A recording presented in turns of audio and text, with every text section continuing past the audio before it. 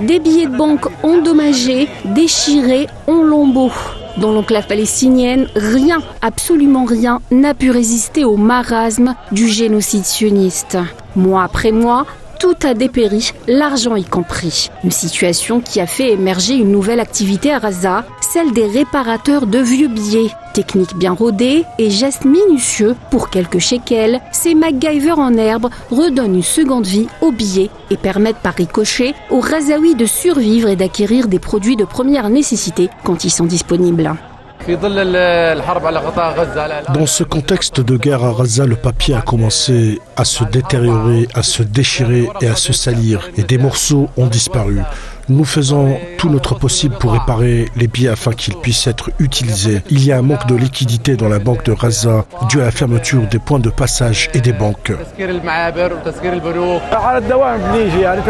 Nous venons toujours chez lui pour réparer les billets usés afin que nous puissions les utiliser sur le marché et que les vendeurs les acceptent.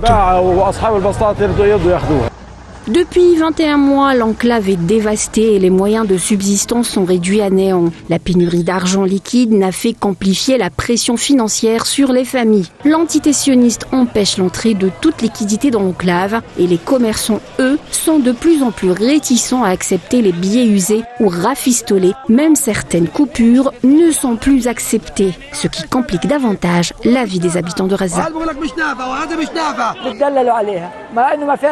Ils refusent de prendre le billet alors qu'il est intact. Ils ont cessé d'utiliser les 10 shekels et maintenant ils refusent les 20 et les 50 shekels. La vie est insupportable. Ce billet de 50 shekels est intact. Il n'est ni déchiré, ni recollé, mais ils ne le prennent plus. Selon la Banque mondiale, l'inflation à Gaza a bondi de 230% en 2024. Elle a légèrement baissé pendant le cessez-le-feu instauré en janvier, avant de repartir à la hausse après la violation de la trêve par l'entité sioniste en mars. Des taux d'inflation aussi élevés ne sont que la conséquence directe du génocide et du blocus hermétique sioniste. Une stratégie diabolique minutieusement étudiée par Netanyahou, dont le but ultime est d'anéantir l'enclave palestinienne et ceux qui la peuplent.